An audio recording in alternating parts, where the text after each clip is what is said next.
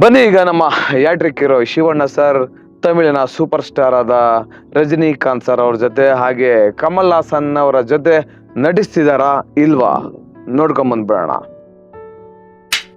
ನಮಸ್ಕಾರ ಸ್ನೇಹಿತರೆ, welcome back to Public Talk Kannada cine Duniya YouTube channel. ನಾನು ನಿಮ್ಮ ಪ್ರೀತಿಯ ಜವಳಿ ಕೊಟ್ರೇಶ್. ಇವತ್ತು ನಮ್ಮ ಹ್ಯಾಟ್ರಿಕ್ ಹೀರೋ ಶಿವಣ್ಣ ಸರ್ ಅವರ ಬಗ್ಗೆ ಒಂದು ಒಳ್ಳೆ ಇಂಟ್ರೆಸ್ಟಿಂಗ್ ಸುದ್ದಿ ತಂದಿದ್ದೀನಿ. ಅದೇನಂತ ನೋಡ್ಕೊಂಬಂದ್ಬಿಡೋಣ. ಅದಕ್ಕೂ ಮೊದಲು ಇದುವರೆಗೂ ಯಾರ್ಯಾರು ನನ್ನ ಯೂಟ್ಯೂಬ್ ಚಾನಲ್ನ ಸಬ್ಸ್ಕ್ರೈಬ್ ಮಾಡ್ಕೊಂಡಿಲ್ವೋ ಅವ್ರು ಈಗಲೇ ಹೋಗಿ ಸಬ್ಸ್ಕ್ರೈಬ್ ಮಾಡ್ಕೊಳ್ಳಿ. ಹಾಗೆ ಪಕ್ಕದಲ್ಲಿರೋ ಬೆಲ್ ಐಕಾನ್ ಒತ್ಬಿಡಿ, ನನ್ನೆಲ್ಲ ನೋಟಿಫಿಕೇಶನ್ಗಳು ನಿಮಗೆ ತಲುಪುತ್ತೆ ಅಂತ ಹೇಳ್ತಾ ಬನ್ನಿ ಈಗ ನಮ್ಮ ಯಾಟ್ರಿಕ್ ಹೀರೋ ಶಿವಣ್ಣ ಸರ್ ತಮಿಳಿನ ಸೂಪರ್ ಸ್ಟಾರ್ ಆದ ರಜನಿಕಾಂತ್ ಸರ್ ಅವ್ರ ಜೊತೆ ಹಾಗೆ ಕಮಲ್ ಹಾಸನ್ ಅವರ ಜೊತೆ ನಟಿಸ್ತಿದಾರಾ ಇಲ್ವಾ ನೋಡ್ಕೊಂಬಂದ್ಬಿಡೋಣ. ಏನಪ್ಪ ವಿಷಯ ಅಂದ್ರೆ, ನಮ್ಮ ಯಾಟ್ರಿಕ್ ಹೀರೋ ಶಿವಣ್ಣ ಅವರು ತೆಲುಗಿನ ಪೆದ್ದಿ ಸಿನಿಮಾದಲ್ಲಿ ಅಭಿನಯ ಮಾಡಿ ಆ ಪಾತ್ರಕ್ಕೆ ಜನರಿಂದ ಉತ್ತಮ ಪ್ರತಿಕ್ರಿಯೆ ಬಂದಿದೆ. ಅವರು ಇದರಲ್ಲಿ ನಿರ್ವಹಿಸಿರುವ ಗೌರವ ನಾಯ್ಡು ಪಾತ್ರದಿಂದ ಅವರಿಗೆ ಇನ್ನೂ ಕೆಲವು ಪರಭಾಷಾ ಸಿನಿಮಾಗಳಲ್ಲಿ ಅವಕಾಶಗಳು ಬಂದಿದೆ. ಇತ್ತೀಚೆಗಷ್ಟೇ ನಮ್ಮ ಶಿವಣ್ಣ ಅವರು ಕಾಲಿವುಡ್ ಟ್ರೆಂಡಿಂಗ್ ನಿರ್ದೇಶಕ ನಟ ಅಭಿಷೇಕ್ ಜೀವಂತ್ ಅವರ ತಂದೆ ಪಾತ್ರದಲ್ಲಿ ನಟಿಸುತ್ತಿರುವ ಇನ್ನೊಂದು ತಮಿಳು ಸಿನಿಮಾ ಮುಹೂರ್ತ ಕಂಡಿದೆ. ರಜನಿಕಾಂತ್ ನಟನೆಯ ಜೈಲರ್ 2 ಸಿನಿಮಾದಲ್ಲೂ ನಮ್ಮ ಶಿವಣ್ಣ ಅವರು ನರಸಿಂಹನಾಗಿ ಮತ್ತೊಮ್ಮೆ ಅಬ್ಬರಿಸೋದಕ್ಕೆ ಸಜ್ಜಾಗಿದ್ದಾರೆ. ಇದೀಗ ಅವರು ರಜನಿಕಾಂತ್ ಹಾಗೂ ಕಮಲ್ ಸರ್ ಅವರ ನಟನೆಯ ಮುಂಬರುವ ಮಲ್ಟಿ ಸ್ಟಾರ್ ಚಿತ್ರದಲ್ಲೂ ಕೂಡ ನಟಿಸುವ ಸಾಧ್ಯತೆ ವ್ಯಕ್ತವಾಗಿದೆ ಅಂತ ಹೇಳಲಾಗ್ತಿದೆ.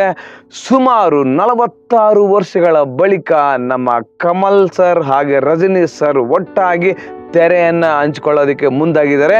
ಈ ಚಿತ್ರ ಈಗಾಗಲೇ ಸಿನಿ ಅಭಿಮಾನಿಗಳಲ್ಲಿ ಬಹಳ ಕುತೂಹಲ ಮೂಡಿಸಿದೆ ಅನ್ನೋದ್ರಲ್ಲಿ ತಪ್ಪಿಲ್ಲ.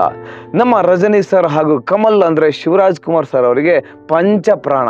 ನಮ್ಮ ಶಿವಣ್ಣ ಅವರು ಅವರ ಇಂಗಿತವನ್ನು ಹೇಗೆ ವ್ಯಕ್ತಪಡಿಸಿದರು ಅಂತ ಹೇಳ್ತೇನೆ ಬನ್ನಿ. ಏನಪ್ಪಾ ಅಂದ್ರೆ, ನಮ್ಮ ಶಿವಣ್ಣ ಅವರು ಹೇಳಿರೋದು ಹೀಗೇನೆ: ನಾನು ಕೂಡ ಆ ಚಿತ್ರಕ್ಕಾಗಿ ಕಾತರದಿಂದ ಕಾಯ್ತಾ ಇದ್ದೀನಿ, ಆದರೆ ಆ ಇಬ್ಬರು ದಿಗ್ಗಜರಗಳ ನಡುವೆ ನಾನು ಹೋದ್ರೆ ಚೆನ್ನಾಗಿರಲ್ಲ.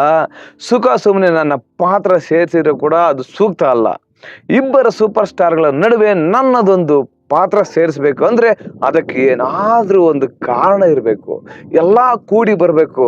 ಈ ಚಿತ್ರದ ನಿರ್ದೇಶಕ ನೆಲ್ಸನ್ ಅವರಿಗೆ ನನ್ನ ಬಗ್ಗೆ ತುಂಬಾ ಚೆನ್ನಾಗಿ ಗೊತ್ತಿದೆ. ಆದ್ದರಿಂದ ನಿಜಕ್ಕೂ ಅಂತಹ ಅವಕಾಶ ಸಿಕ್ಕರೆ ಅದಕ್ಕಿಂತ ಒಳ್ಳೆಯ ವಿಷಯ ಮತ್ತೊಂದಿಲ್ಲ ಅಂತ ನಮ್ಮ ಶಿವಣ್ಣ ಅವರು ಹೇಳಿದ್ದಾರೆ. ಈಗ ನಮ್ಮ ಶಿವಣ್ಣ ಅವರು ಕನ್ನಡದಲ್ಲಿ ಹಲವಾರು ಸಾಲು ಸಿನಿಮಾಗಳಲ್ಲಿ ಅಭಿನಯಿಸ್ತಿದ್ದಾರೆ.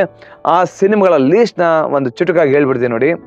ನಮ್ಮ ಶಿವಣ್ಣ ಅವರು ಕನ್ನಡದಲ್ಲಿ Dad, 666, Operation Dream Theatre, Bail ಸಿನಿಮಾಗಳಲ್ಲಿ ಸಿಕ್ಕಾಪಟ್ಟೆ ಬ್ಯುಸಿಯಾಗಿದ್ದಾರೆ. ನಮ್ಮ ಶಿವಣ್ಣ ಅವರು ಸೂಪರ್ ಸ್ಟಾರ್ ರಜನಿಕಾಂತ್ ಸರ್ ಅವರ ಜೊತೆ ನಟಿಸಿರುವ ಜೈಲರ್ 2 ಸಿನಿಮಾ ಕೂಡ ಈ ವರ್ಷನೇ ತೆರೆಗೆ ಬರೋದಕ್ಕೆ ಸಿದ್ಧವಾಗಿದೆ. ನಮ್ಮ ಶಿವಣ್ಣ ಅವರು ತೆಲುಗಿನಲ್ಲಿ ಒಂದು ಲೀಡ್ ರೋಲ್ ಪಾತ್ರದಲ್ಲಿ ಅಭಿನಯಿಸ್ತಿದ್ದಾರೆ. ಅದೇ ಸಿನಿಮಾ ಗುಮ್ಮಡಿ ನರಸಿಂಹಯ್ಯ. ನಿಜವಾಗ್ಲೂ ಈ ಸಿನಿಮಾ ಶೂಟಿಂಗ್ ಸಿಕ್ಕಾಪಟ್ಟೆ ಭರದಿಂದ ನಡೀತಾ ಇದೆ.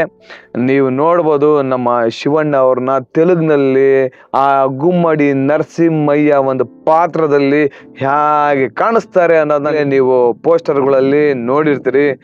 ಆದರೆ ಸಿನಿಮಾದಲ್ಲಿ ನಮ್ಮ ಶಿವಣ್ಣ ಅವರು ಗುಮ್ಮಡಿ ನರಸಿಂಹಯ್ಯ ಪಾತ್ರನ ಯಾವ ರೀತಿ ಅಭಿನಯಿಸಿರ್ಬೋದು ಅನ್ನೋದನ್ನ ನಾವು ಸಿನಿಮಾ ತೆರೆಗೆ ಬಂದ್ಮೇಲೆ ನೋಡೋದಕ್ಕೆ ಸಾಧ್ಯ.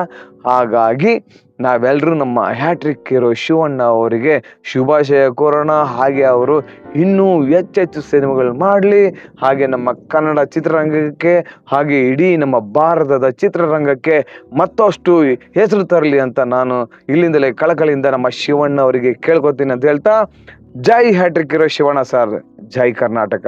ಧನ್ಯವಾದಗಳು.